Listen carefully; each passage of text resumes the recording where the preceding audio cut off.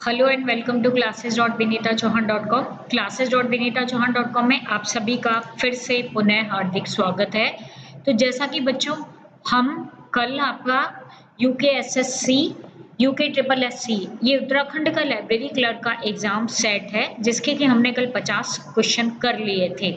इसके हमने 50 क्वेश्चन कर लिए थे।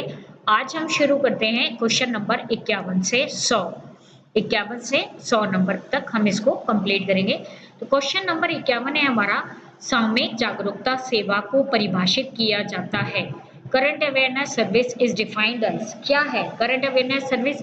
सूचना प्रसार की प्रक्रिया है, सूचना की प्रक्रिया है, साधारण सूचना सेवा है या नवीनतम। तो करंट अवेयरनेस सर्विस क्या होती है? जितने भी नवीनतम प्रलेख लाइब्रेरी में आ रहे हैं उन सब की सूचना जितने भी लाइब्रेरी के पाठक हैं उनको देना। तो ये किस प्रकार की सेवा है? नवीनतम सूचना प्रसार की प्रक्रिया है करंट अवेयरनेस सर्विस, CAS। चलिए नेक्स्ट क्वेश्चन 52 पर आ गए हम। क्वेश्चन 52 है हमारा, सूची पत्रकों पर पुस्तकों के विषयांश हेतु प्रयुक्त शब्द का या वाक्यांश को विषय शीर्षक कहते हैं। The statements, the subject heading is a word or phrase used to catalog cards to express the theme or topic of a book was given by।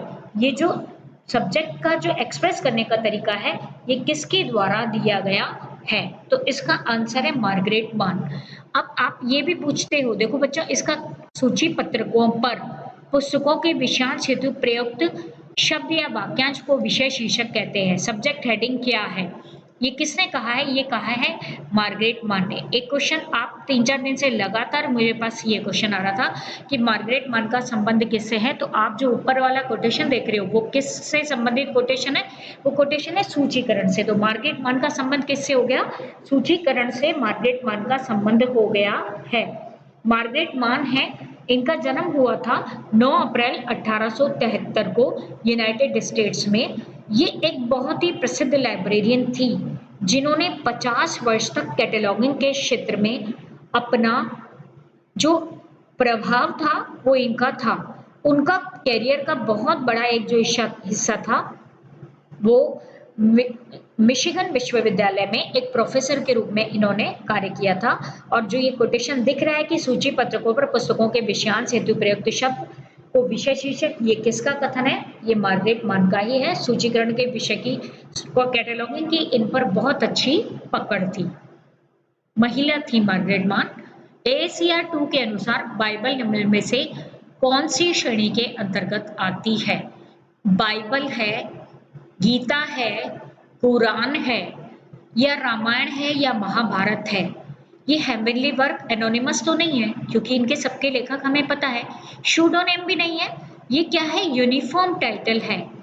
ये है आपके बाइबल, गीता, कुरान या रामायण, महाभारत है। इसकी किसकी श्रेणी के अंतर्गत आएंगे? Uniform title. इसका मतलब है इसको टाइटल के अंतर्गत, एक अभी पिछले ऊपर आया था ये क्वेश्चन कि इन सबकी एंट्री किसके अंतर्गत बनती है? टाइटल के अंतर्गत, क्योंकि टाइटल से ही इस किताब को मांगने की संभावना ज्यादा होती है। तो ये क्या कहलाता है? ये कहलाता है आपका यूनिफॉर्म टाइटल। ठीक है बच्चों। AACR 2 का निर्माण कब हुआ है? 1978 में, और इसको रिवाइज कब किया गया था? 88 में AACR 2R के रूप में। किस कैटलॉग कोड में संकेतन अनुभाग मुख्य संलेख के पास, इसको इंग्लिश में देखिए बच्चों। Which catalog code provide rules to render the tracing section at the back of the main entry? ये कह रहा है कौन से कोड में ट्रेसिंग को एंट्री के बैक में लिखा जाता है? आंसर है CCC।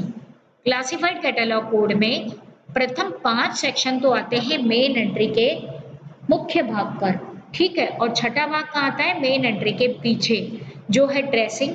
और ट्रेसिंग को हम इमेजिनरी बीच में एक लाइन खींच लेते हैं ट्रेसिंग में, जिसके लेफ्ट हैंड साइड में केवल एक एंट्री आती है, क्रॉस रेफरेंस एंट्री, CRE, जिसको हम नंबर एंट्री भी कहते हैं। और राइट हैंड साइड में सबसे पहले आती है CIE, उसके बाद आती है BIE, उसके बाद आती है CRIE। CIE यानी क्लास इंडेक्स एंट्री, BIE यानी बुक इंडेक्स एंट्री, CRI यानी क्रॉस रेफरेंस इंडेक्स एंट्री। तो 3 सहायक प्रविष्टियों की सूचना दी जाती है सीधे हाथ की तरफ राइट हैंड को, और एक सीआरई की सूचना दी जाती है लेफ्ट हैंड की तरफ। सीआरई को नंबर एंट्री भी कहते हैं। सीआरई के साथ साथ मेन एंट्री भी नंबर या अंक प्रविष्टि कहलाती है। नेक्स्ट है आपका name of act which has the honour of being first public libraries act in India. ये पहले भी आ चुका है क्वेश्चन। पहला प्रथम सार्वजनिक पुस्तकालय अधिनियम इंडिया का है मद्रास सार्वजनिक पुस्तकालय अधिनियम, जिसको तमिलनाडु सार्वजनिक पुस्तकालय अधिनियम कहा गया, और अभी इसका नाम चेन्नई सार्वजनिक पुस्तकालय अधिनियम इसको हम बोल सकते हैं। मद्रास, तमिलनाडु और चेन्नई तीनों सेम ही बात है। नेक्स्ट है प्रेसिज अनुक्रमणिका में भूमिका सूचक अंक 0 का प्रयोग किसके लिए किया जाता है? सबसे पहले मैं आंसर दे देती हूँ। स्थिति के लिए प्रयोग किया जाता है आपका भूमिका सूचक अंक में 0 का प्रयोग। ठीक है, अब ये 0 में प्रेसिस का फुल फॉर्म नोट डाउन कर लिए, preserve context indexing system. Preserve contact indexing system है। इसका निर्माण डेरिक ऑस्टिन के द्वारा किया गया था। अब इसके अंतर्गत ये क्या है? ये प्रेसिस में 5 प्रकार के रोल ऑपरेटर होते हैं। 5 प्रकार के रोल ऑपरेटर नोट डाउन करिए। सबसे पहला होता है मेन लाइन ऑपरेटर, दूसरा होता है इंटरपर्सनल ऑपरेटर, तीसरा है डिफरेंसिंग ऑपरेटर, चौथा है कनेक्टिंग ऑपरेटर, और पांचवा है मेन सब्जेक्ट इंटर रिलेशनशिप। ठीक है बच्चों, तो इसके अंतर्गत जो 0 है वो 0 किसके लिए है? वो लोकेशन के लिए। प्रेसिस में 0 का प्रयोग किया जाता है लोकेशन के लिए, कार्य उद्देश्य अभिकर्ता के लिए नहीं। नेक्स्ट है आपका किसी पुस्तकालय द्वारा सर्वप्रथम मुद्रित सूची उपयोग में लाई गई थी। कौन सी ऐसी लाइब्रेरी है जिसने मुद्रित सूची का सर्वप्रथम उपयोग किया था? तो वो है ब्रिटिश म्यूजियम। ब्रिटिश म्यूजियम के द्वारा सबसे पहले प्रिंटेड कैटलॉग का प्रयोग किया गया था। ब्रिटिश म्यूजियम लाइब्रेरी है।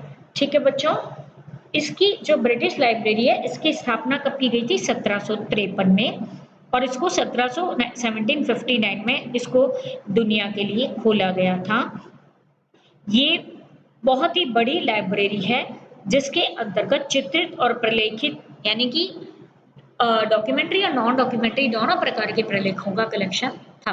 नेक्स्ट है comprehensive glossary of terms science किस संस्था के द्वारा प्रदर्शित की जाती है? इसको इंग्लिश में देखिए आप, कॉम्प्रिहेंसिव ग्लॉसरी ऑफ टर्म्स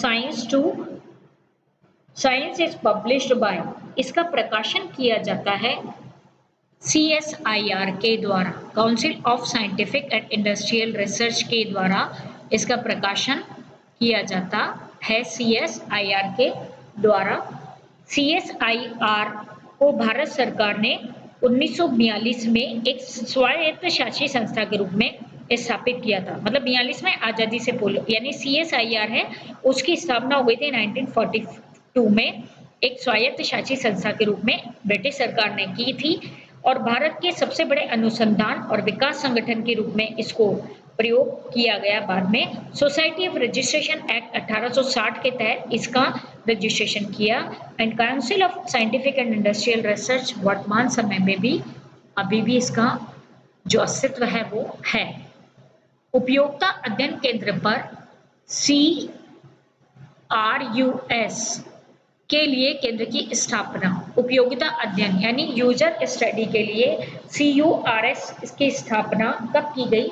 इसकी स्थापना CURS centre for research on user studies, full form लिखिए इसका, centre for research on user studies.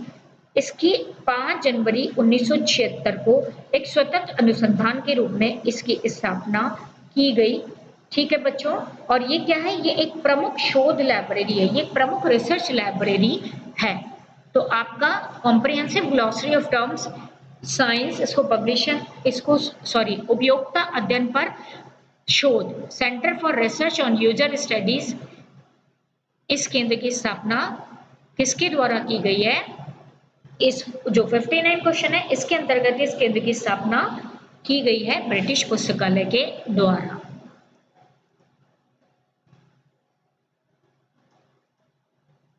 British library के द्वारा इसकी स्थापना की गई। नेक्स्ट है निम्नलिखित में से कौन सा विषय DDC के अंकन अब आपको ये मैं कई बार बता चुकी हूँ, इसका मतलब है एजुकेशन। एजुकेशन सोशल साइंस का नंबर है 300 और सोशल साइंस के अंतर्गत ये एजुकेशन आता है, तो इसका नंबर है शिक्षा। आपको मैं ये बता चुकी हूँ कि आप 100 प्रथम जो समरी है, इसकी फर्स्ट समरी है वो 10 भागों में विभाजन है, द्वितीय समरी 100 भागों में विभाजन है, तो वो 100 भागों वाला विभाजन आप जरूर से कर जाएं। 300 है सोशल साइंस और उसी के अंतर्गत आएगा आपका ये एजुकेशन। अगर 340 है तो लॉ, इस तरीके से 350 पब्लिक एडमिनिस्ट्रेशन, ये आपको सब याद करके जाना है बच्चों।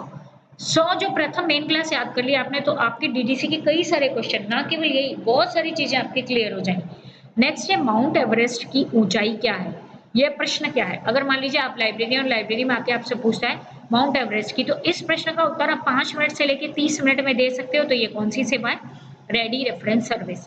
लॉन्ग रेंज रेफरेंस सर्विस वो होती है जिसका उत्तर हम 30 मिनट से और 30 दिन, क्योंकि उसके प्रश्न जटिल होते हैं, बड़े होते हैं, विस्तृत होते हैं, थोड़े रिसर्च प्रश्न होते हैं, तो उसका आंसर हमें देने में टाइम लगता है। तो ये कौन सा प्रश्न है, ये है तत्काल रेडी रेफरेंस सर्विस या तत्कालिक संदर्भ सेवा से संबंधित प्रश्न है। नेक्स्ट है कोलन वर्गीकरण पद्धति में किस प्रकार के अंकन का हम सभी जानते हैं 71 अंकन है, तो 71 अंकन क्या हो गए, मिश्रित अंकन हो गए।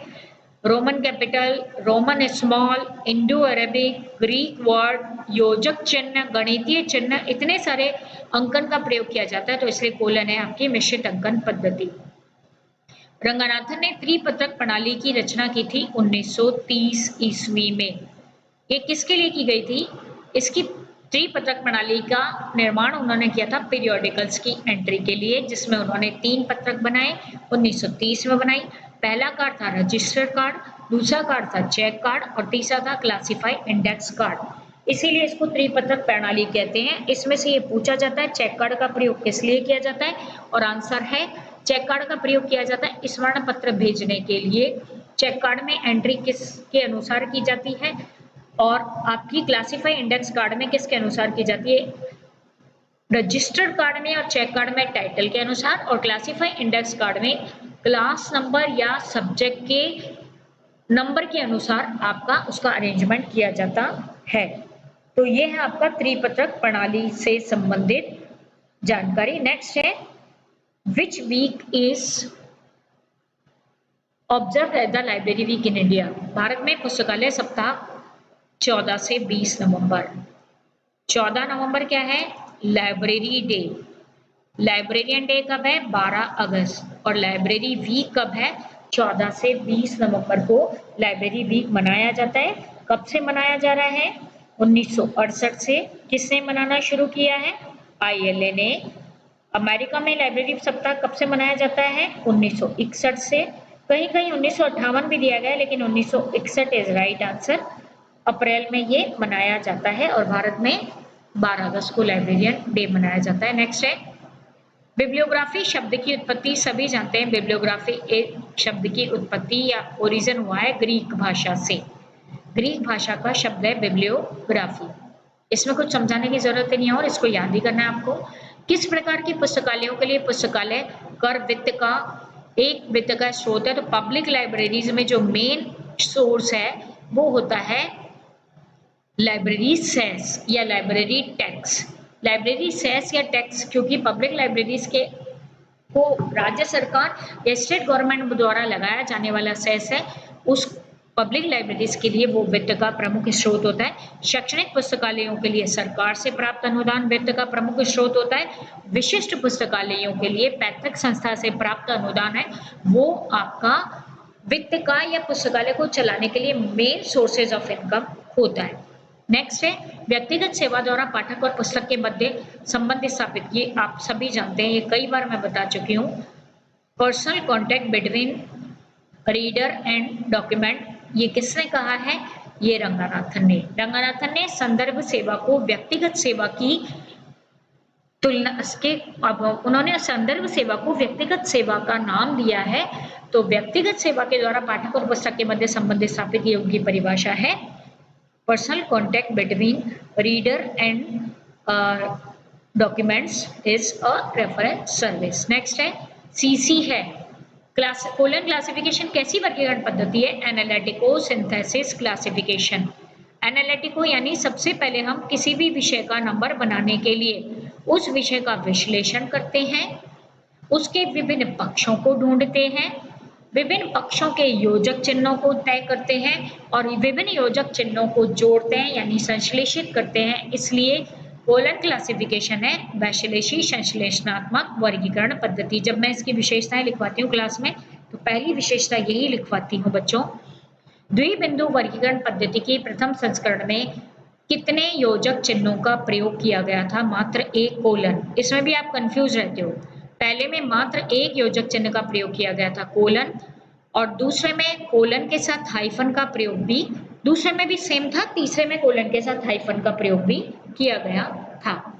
ये मैं एक बार पहले भी मतलब दो योजक चिन्ह, तो दो में एडिशन बोल गई थी, दो योजक चिन्ह के बाद बजाय पहले मतलब सबसे पहले एक योजक चिन्ह हुआ, फिर एक से बढ़ के दो हुए थे, फिर दो से बढ़ के 5, इस तरीके से योजक चिन्हों की संख्या बढ़ी थी आपकी। नेक्स्ट है अब आपका क्वेश्चन नंबर, हम आ गए हैं क्वेश्चन नंबर 70 पे। The budget of the library is prepared for which year? पुस्तकालय का बजट हमेशा आगामी वर्ष के लिए बनाया जाता है। बजट आगामी वर्ष के लिए तैयार की जाती है और रिपोर्ट कब के लिए तैयार की जाती है? पिछले वर्ष के लिए। अगर आपसे पूछ लिया जाए किसी भी पुस्तकालय या किसी भी संस्थान की रिपोर्ट, वो जो वर्ष बीत गया उसके लिए, और अगर बजट बनाना है तो 2021 का बजट बन जाएगा 2020-21 का जो बजट है वो बन जाएगा 2020 के अप्रैल से लेके और मार्च, इसका एंडिंग ईयर होता है बजट का। शुरुआत होती है अप्रैल से, 1 अप्रैल से, और 31 मार्च होता है एंडिंग ईयर। किस वर्गीकरण पद्धति में शून्य केवल सूचकांक है? मतलब कि in which classification scheme zero is only indicator digit? Zero जो है वो इंडिकेटर डिजिट के रूप में किस वर्गीकरण पद्धति में प्रयोग किया गया है? तो आंसर है इसका डीडीसी। डीडीसी में आप जानते हैं, जैसा मैंने आपको बताया था कि कोई भी मेन क्लास को कम से कम 3 डिजिट का बनाया गया है। जैसे आपका RSSB 2019 में क्वेश्चन भी आया था जिसमें 9, 64, 49 ऐसे कुछ था, तो वो 9 नहीं था, वो 900 था हिस्ट्री एंड ज्योग्राफी। वो 64 नहीं था, वो 640 था। वो 49 नहीं था, वो 490 था। अदर लैंग्वेज 490 नंबर है अदर लैंग्वेज का। तो इस प्रकार शून्य केवल सूचकांक है, एक इंडिकेटर डिजिट है, वो है डीडीसी के अंतर्गत। सीसी में शून्य का प्रयोग फेज रिलेशन को जोड़ने के लिए किया जाता है, यूटीसी में भी इसी प्रकार से, और एलसी में तो बने बनाए आंसर दिए गए हैं, बने बनाए क्लास नंबर दिए गए हैं, उसमें शून्य का कुछ अलग से कोई सूचकांक उससे संबंधित ही नहीं है एलसी से। कौन सा उपसूत्र सूची प्रविष्टियों के व्यवस्थापन से संबंधित है? ये कह रहा है which sub formula is related to the administration of catalogue entries, यानी कि जो कैटलॉग एंट्रीज है उनके एडमिनिस्ट्रेशन से संबंधित कौन सा उपसूत्र है? तो आपका ये जो प्रश्न है इसका आंसर आएगा आपका कैनन ऑफ प्रीपोटेंस, प्रबलता का उपसूत्र। अब ये कैनन ऑफ प्रीपोटेंस क्या है? प्रबलता का उपसूत्र है, ये उपसूत्र कहता है कि जब भी कभी आप किसी भी एंट्री को व्यवस्थित कर रहे हैं, जब भी किसी एंट्री को हम व्यवस्थित कर रहे हैं, तो प्रबलता का उपसूत्र पुस्तकालय सूची की सफलता संलेखों की व्यवस्था और उसके अंतर्गत आवश्यक संलेखों का समुचित ढंग से प्रस्तुत करने की विधि है। उसके अनुसार सूची की विभिन्न प्रविष्टियों का स्थान निर्धारण के लिए जहां तक संभव हो प्रबलता लीडिंग सेक्शन में आनी चाहिए। ठीक है, लीडिंग सेक्शन में भी एंट्री एलिमेंट में प्रबलता होनी चाहिए। यदि ऐसा संभव नहीं हो तो फिर हम नेक्स्ट क्षेत्रों में प्रबलता को थोड़ी मात्रा में जाने दे सकते हैं और प्रबलता का बहाव अगले अनुच्छेदों में, मतलब प्रबलता सबसे ज्यादा होनी चाहिए लीडिंग सेक्शन में, और लीडिंग सेक्शन में भी एंट्री एलिमेंट में, और नहीं हो सकता है संभव तो धीरे धीरे। प्रबलता क्या है बच्चों? कैनन ऑफ प्रीपोटेंस कहता है कि हमें पाठक जिससे किताब को मांगने की संभावना है, जिस प्रबलता है जिससे कि पाठक किताब को मांगेगा, जिसमें प्रबलता है उसको हमें एंट्री एलिमेंट बनाना चाहिए। यही कारण है कि डॉक्टर एस आर रंगनाथन ने मेन एंट्री को बनाया है कॉल नंबर से। कॉल नंबर क्या है? किसी भी पुस्तक का विषय। रंगनाथन का कहना था कि कोई भी पाठक किताब को उसका ऑथर, टाइटल या उसका पब्लिशर भूल सकता है, लेकिन वो ये नहीं भूल सकता कि मैं किस विषय की किताब लेने आया हूँ। तो जो प्रीपोटेंस है, प्रबलता है, वो आती है आपके कॉल नंबर या विषय के अंतर्गत। इसीलिए उन्होंने मेन एंट्री को कॉल नंबर में बनाया। एनसाइक्लोपीडिया ब्रिटानिका के तृतीय भाग को क्या कहते हैं? क्वेश्चन नंबर 73 है आपका, एनसाइक्लोपीडिया ब्रिटानिका के तृतीय भाग को क्या कहते हैं? तो आंसर आएगा आपका माइक्रोपीडिया, प्रोपीडिया, माइक्रोपीडिया, मैक्रोपीडिया। आंसर होगा मैक्रोपीडिया। नहीं बच्चों, माइक्रोपीडिया, मैक्रोपीडिया, तृतीय भाग है प्रोपीडिया। सबसे पहले आता है माइक्रोपीडिया, देन होता है मैक्रोपीडिया, और तीसरा भाग होता है वो होता है आपका प्रोपीडिया। ठीक है बच्चों, माइक्रोपीडिया कितने भागों में है? 12 खंडों में है। मैक्रोपीडिया कितने भागों में है? 17 वॉल्यूम में है। और प्रोपीडिया 1 वॉल्यूम में होता है। प्रोपीडिया ज्ञान जगत का विभाजन है और वो कितने वॉल्यूम में है? वो 1 वॉल्यूम के अंतर्गत आता है और इसका प्रकाशन 1768 से 71 के अंतर्गत किया गया है।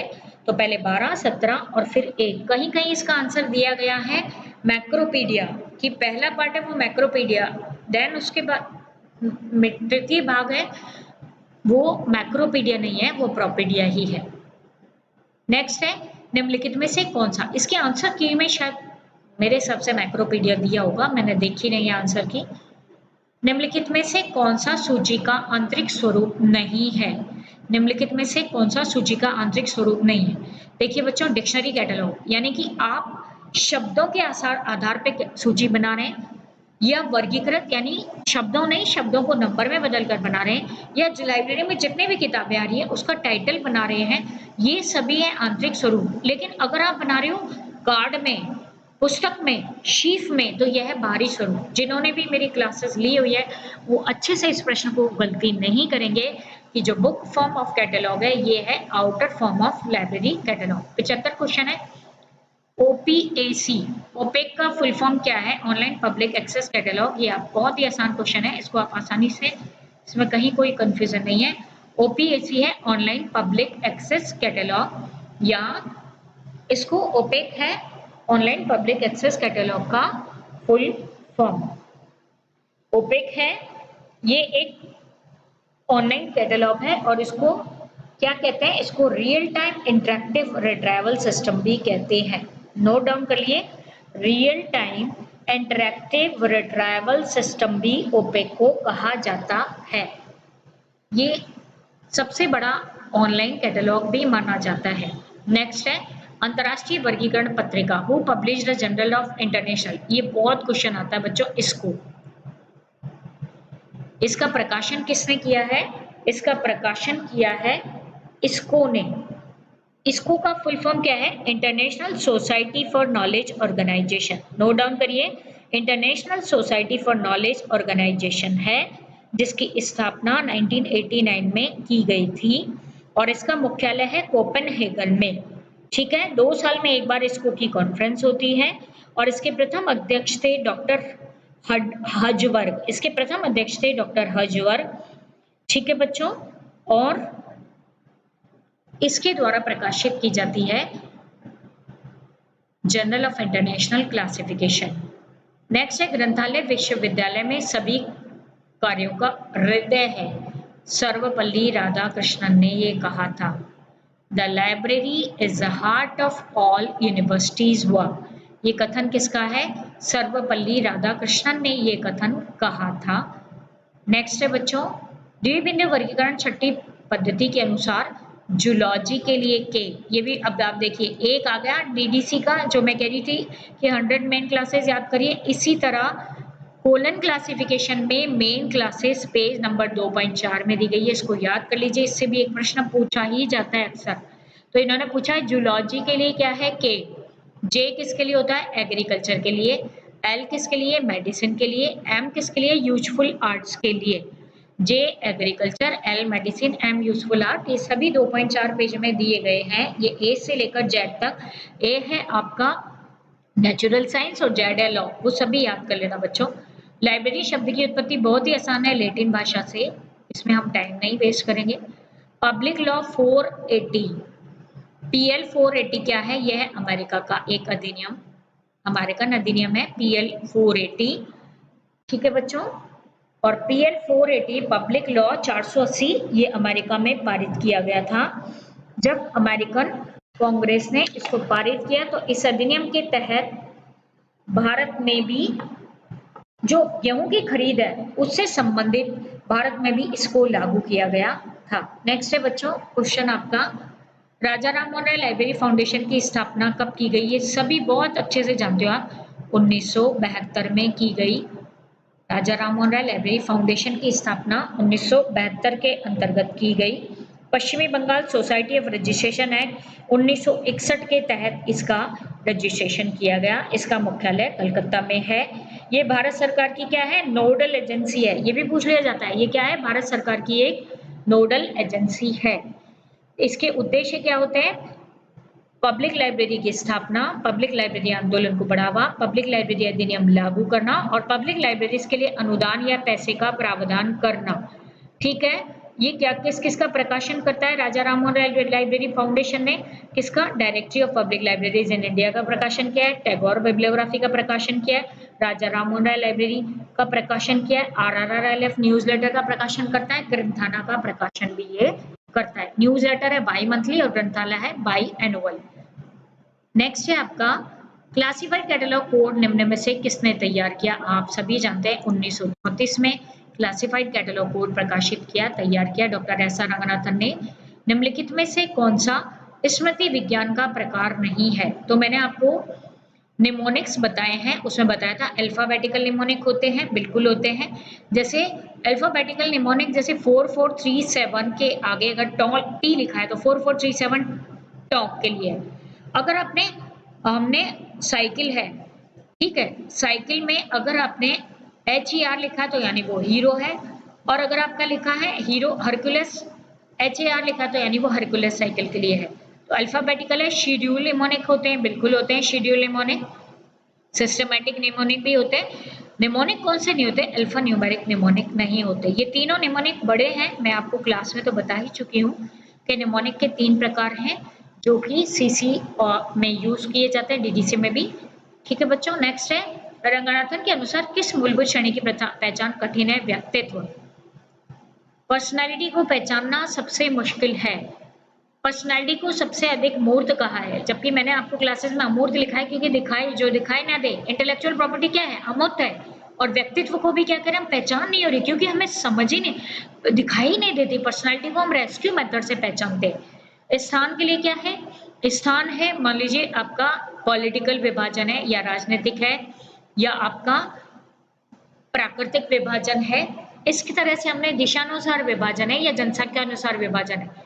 पदार्थ के अंतर्गत लकड़ी, लोहे या धातु की पदार्थ। ऊर्जा में कोई भी एक्शन एक्टिविटी है वो ऊर्जा में। व्यक्तित्व के लिए रंगनाथन ने कहा है कि व्यक्तित्व को पहचानना मुश्किल है, तो इसके लिए हम कौन सा मेथड यूज करेंगे? Rescue method. ये भी पूछा जाता है। अवशिष्ट विधि का प्रयोग 5 मूलभूत श्रेणियों में से किसको पहचानने के लिए किया जाता है? आंसर आएगा आपका व्यक्तित्व के लिए। नेक्स्ट है NPAC किसका कार्यक्रम है या किसके अधीन कार्यरत है? तो NPAC का फुल फॉर्म है national programme of acquisitions and cataloguing.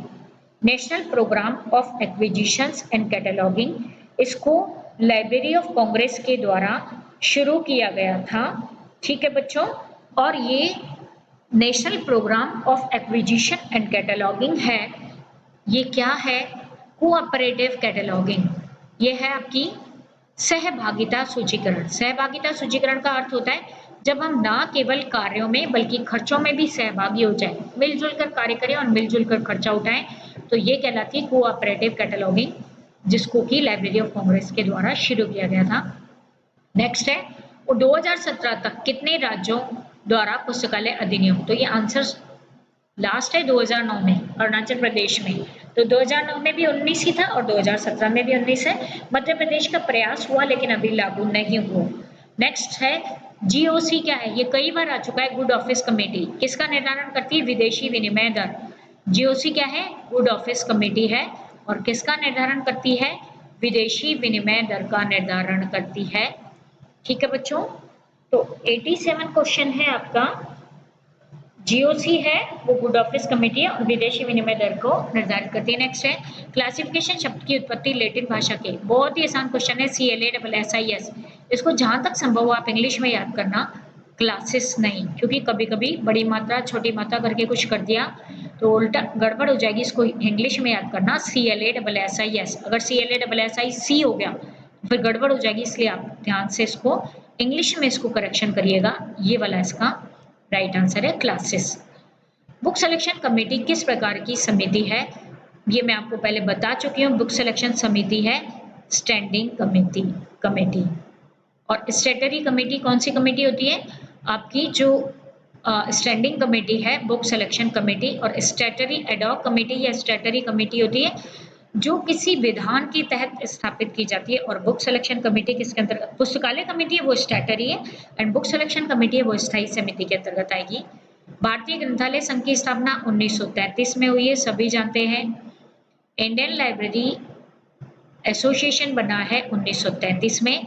Calcutta में 12, 13, 14 सितंबर को एक सेमिनार हुई जिसके तहत इसकी स्थापना की गई। Which process is Apupa pattern? Apupa किससे संबंधित है? इसका फुल फॉर्म है alien, penumbral, umbral, penumbral, alien. तो ये है वर्गीकरण से। अगर यहाँ होता ये है सूची के निधानी से संबंधित, निधानी के व्यवस्थापन से संबंधित है कि रैक में आप किताबों को किस आधार पर रखेंगे, उसके लिए रंगनाथन ने कहा अपूपा, यानी मेन बुक, जिसका एक वीडियो पड़ा है बच्चों छोटा सा, अगर आप देखेंगे तो आपको पूरा समझ आ जाएगा अपूपा। ये यू है मेन बुक, पी है इससे पास का रिलेशन, और ये है इससे थोड़ा सा दूर का रिलेशन रखने वाली किताबें। विश्वविद्यालय अनुदान आयोग भारत के प्रथम अध्यक्ष के नाम CD देशमुख। यूजीसी की स्थापना हो गई थी 1953 में, और 56 में इसको विधान के द्वारा मान्यता दी गई मिली थी। तो इसके जो प्रथम अध्यक्ष थे CD देशमुख, इसके प्रथम अध्यक्ष बने थे। ठीक है बच्चों, इसकी स्थापना की गई थी MHRD के तहत, और इसकी स्थापना में अगर 53 नहीं 56 है तो आप 1956 में, क्योंकि इसको वैधानिक मान्यता मिली थी वो 1956 में ही मिली थी। ये एक ऑटोनॉमस बॉडी है और इसका मुख्यालय कहाँ है? दिल्ली में। और इसके कितने केंद्र हैं? 6 क्षेत्रीय केंद्र हैं। यूजीसी के क्षेत्रीय केंद्र कितने हैं? 6। कहाँ कहाँ है? पुणे, भोपाल, कोलकाता, हैदराबाद, गुवाहाटी और बेंगलोर में। इसकी स्थापना 28 दिसंबर 1953 को मौलाना अब्दुल कलाम आजाद ने की थी, लेकिन 1956 में इसको विशिष्ट विधेयक के द्वारा वैधानिक मान्यता मिली थी। इसका आदर्श वाक्य क्या है? ज्ञान विज्ञान विमुक्ते। ज्ञान विज्ञान विमुक्ते है इसका आदर्श वाक्य। और इसके वर्तमान अध्यक्ष, जब तक मैंने देखा तब तक धीरेन्द्र पाल थे वर्तमान अध्यक्ष। ठीक है बच्चों, नेक्स्ट है नेवार्क निर्गम प्रणाली का आविष्कार 1900 में किसने किया था? नेवार्क निर्गम आगम प्रणाली का आविष्कार किया था जॉन कॉटन डाना ने। ठीक है, नेवार्क चार्जिंग सिस्टम है, इसका 1900 में निर्माण किया था जॉन कॉटन डाना ने। इसके अंतर्गत एक पाठक पत्रक होता है, जबकि ब्राउने में जितने पाठक को किताबें देनी है उतने पाठक पत्रक होते हैं। बुक कार्ड दोनों में एक ही होता है, बुक पॉकेट दोनों में एक ही होती है, डेट स्लिप दोनों में एक ही होती है। केवल रीडर कार्ड का फर्क है, रीडर कार्ड नेवार्क में एक होता है और ब्राउने चार्जिंग सिस्टम में जो रीडर कार्ड है वो होते हैं, जितने कार्ड आपको देने हैं उतने कार्ड इसके अंतर्गत दिए जाते हैं।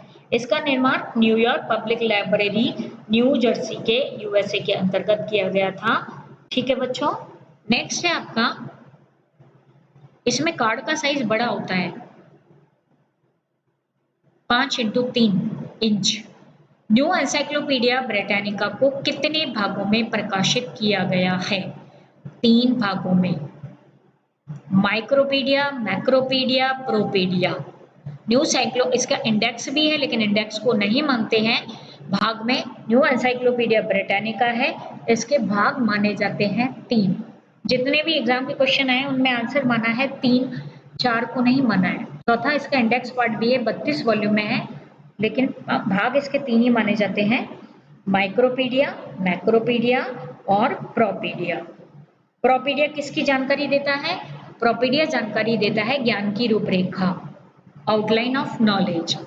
तालिका 6 डीडीसी में है लैंग्वेज। ये मैं आपको पिछली बार भी बता चुकी हूँ। देखो इसमें काफी क्वेश्चन थोड़े प्रैक्टिकल से रिलेटेड है। आप डीडीसी की सारी भाषा जो है टेबल्स हैं उनके नाम याद करके जाइएगा। छठी है लैंग्वेज की, लिटरेचर है वो है चौथी, पर्सन है वो सातवीं, ज्योग्राफिकल एरिया है वो दूसरी सारणी का नाम है। In which year was the Indian copyright act? Indian copyright आया 1957 में और 21 जनवरी 1958 को लागू, पारित 57 में और लागू 1958 में हुआ था। लेकिन इससे पूछा किस वर्ष, सॉरी, इंडियन कॉपीराइट एक्ट किस वर्ष लागू किया गया? 1957 ईस्वी में, लेकिन इसका अमेंडमेंट हुआ था, इम्प्लीमेंट हुआ 1957 ईस्वी में और अमेंडमेंट हुआ वो हुआ 21 जनवरी 1958 को। संघ सूची का सर्वप्रथम निर्माण 1901 में, यूनियन कैटलॉग का निर्माण किसके द्वारा किया गया था? तो यूनियन कैटलॉग जैसा मैंने आपको बताया था, यूनियन कैटलॉग का अर्थ होता है एक ऐसी सूची जिसको कि एक लाइब्रेरी के द्वारा कई सारी लाइब्रेरियों की सूची एक स्थान पर उपलब्ध है। रीडर एक स्थान पर जा रहा है और वो यूनियन कैटलॉग को देखकर और वो कई सारी लाइब्रेरीज के कलेक्शन की जानकारी प्राप्त कर सकता है। वो कहलाती है आपकी संघ सूची और इसका निर्माण किसने किया था? लाइब्रेरी ऑफ कांग्रेस के द्वारा इसका निर्माण किया गया था। यूनियन कैटलॉग का निर्माण किया था लाइब्रेरी ऑफ कांग्रेस के द्वारा। नेक्स्ट है डीडीसी में अर्थशास्त्र। फिर देखो बच्चों, अब आ गया अर्थशास्त्र। 340 तो लॉ का है, 310 स्टैटिस्टिक्स है, 320 है पॉलिटिकल साइंस और 330 क्या है? इकोनॉमिक्स। 330 है आपका इकोनॉमिक्स। बाकी सारे आप देखकर याद कर लीजिए बच्चों। ये मैं आपको कई बार कह चुकी हूँ। इसमें देखिए 2 क्वेश्चन है आपके मेन क्लासेस से संबंधित। इकोनॉमिक्स है 330। 99 क्वेश्चन है अनुक्रमणिकाकरण एवं सारकरण सेवाएं कौन सी सेवा के अधीन आती है? इंडेक्सिंग एंड एब्स्ट्रैक्टिंग किस सेवा के अधीन आती है? तो इंडेक्सिंग और एब्स्ट्रैक्टिंग आती है करंट अवेयरनेस सर्विस। क्या है ये? इंडेक्सिंग क्या है? केवल हमें जो ग्रंथ है उनकी सूची है, उसका ऑथर, टाइटल, पब्लिशर। एब्स्ट्रैक्टिंग क्या है? सूची के साथ साथ 10, 20, 50 लाइन में सार भी दिया गया है जिससे हम कोई रिसर्च आर्टिकल थोड़ी लिख सकते हैं। तो ये है आपकी करंट अवेयरनेस सर्विस से संबंधित। ठीक है बच्चों। पुस्तकालय विज्ञान का 5वां नियम है library is a growing organism. क्या है आपका? Library is a growing organism. Answer है डी। देखो यहाँ गलती हो जाएगी, ऑर्गेनाइजेशन नहीं है, आंसर है इसका D, library is a growing organism. इसको भी इंग्लिश में ही करना, ये बहुत बार गलती कर चुके हैं बच्चे। इसका आंसर है D, library is a growing organism. तो ये पेपर बहुत ही आसान था। आपके पेपर का लेवल कैसा रहेगा? मध्यम। इससे थोड़ा सा हाई मैं एक्सपेक्ट कर रही हूँ कि इससे थोड़ा सा हाई पेपर आपको आना चाहिए। बाकी तो अधीनस्थ सेवा चयन बोर्ड पर है, क्योंकि पेपर आउट हुआ है तो इससे थोड़ा सा लेवल मुझे लगता है कि अच्छा होगा। तभी मैं आपको कुछ कुछ मुश्किल क्वेश्चन भी कराती हूँ। तो चलिए हम इसी तरह से ये हमारी आपके एग्जाम तक जारी रहेगी। आप हमारे चैनल को लाइक करिए, सब्सक्राइब करिए, शेयर करिए। थैंक यू बच्चों।